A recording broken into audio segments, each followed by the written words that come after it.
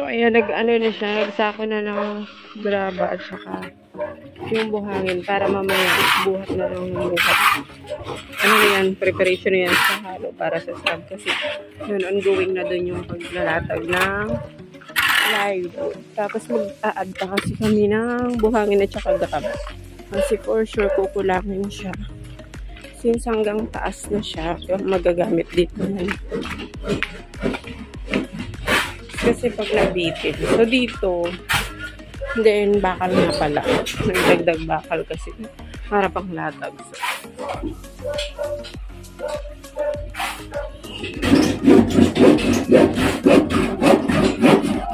Yan, nag-ano sila na kakabit ng mga brace.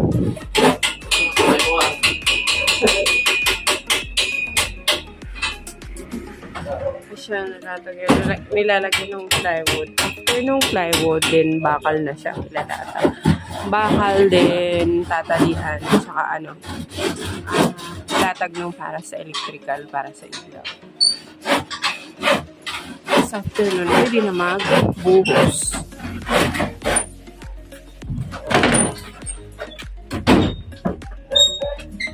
Ito dito din, ano pa siya harang? May hangin dyan. Yan, nakausili lang siya yung sa beam dito sa dulo. Kasi nga, para prepare, ano naman yan, para pag sakaling ituloy na papunta dito sa pinaka-main corner. Ano na siya, dudugtungan na lang.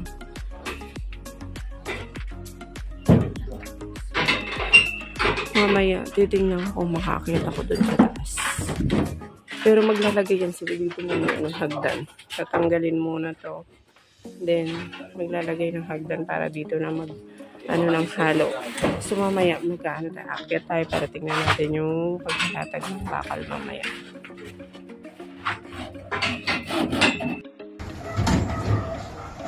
Ito, sundan mo na to.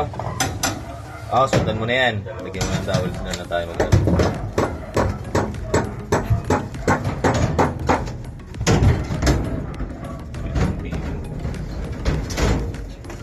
Slapping. Yung ilaw sa CR. Yung sa bowl. Sa floor drain, saka downspout. Ventilation. Tsaka lavatory. Waterline para sa CR. Tapos lights para sa ground baba. Ito lights para sa CR sa baba. Towels, yan towels. Ito towels tawag dito. Tapos beam. Okay na. May mga butas pero lalagyan na lang namin ng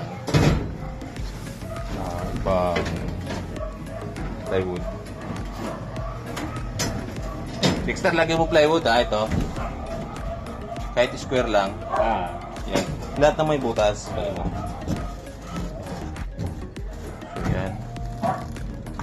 Water lines, electrical, ready na. Siding sa mga slab, okay na rin. Pagdating dito sa dulo, meron tayong pieces na rebars. Pangin para sa continuation ng slab sa next sa side niya, na extension.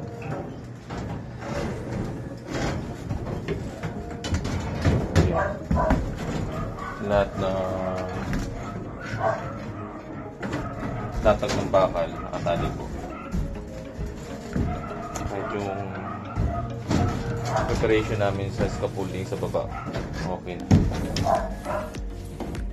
So ready na to, linis na lang. Bubuhos na. Okay.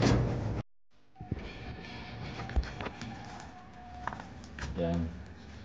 Ito po yung beam po, inuna natin ng buhos. Yan, paikot na po siya. Tapos ito yung guide natin, yung tanse. Medyo pansin nyo, medyo elevate tayo din papunta dun sa CR kasi kung part na lang. May tanse din tayo, yung guide. puno na po yung biga. Ito na side, paikot po yan. So ito na lang yung sa gitna. So ito na lang, i-continue natin ang bukos. Siksik po ito, bawat po pagbubuhos nilalagyan, sinisiksik po ng bakal. Kasi po pag hindi nasisiksik, minsan ampaw siya, tapos pag may tubig, napapasukan. So yan. Nagre-ready pa kami ng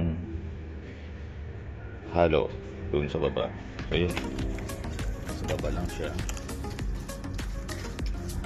Mixture po natin dito sa ating halo 133. Ibig sabihin, isang sakong simento, 3 graba, 3 sakong buhangin. So yung ratio niya 133. Maya bibidyo ko ulit yung pinaka-final or finish nito. Kasi after nitong mabuhusan, pinabalikan po namin para sa pagbubuli, para yung singaw, yung pagputok ng mga bubbles ng semento mapaplat ulit. After ng mabuhusan to, siguro mga 2 oras, babalikan siya para sa pagbubuli.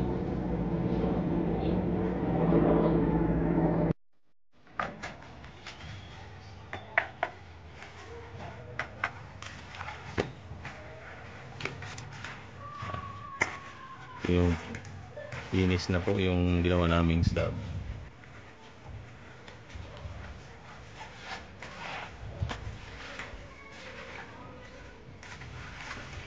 Okay, so puno na yan hanggang sa dulo.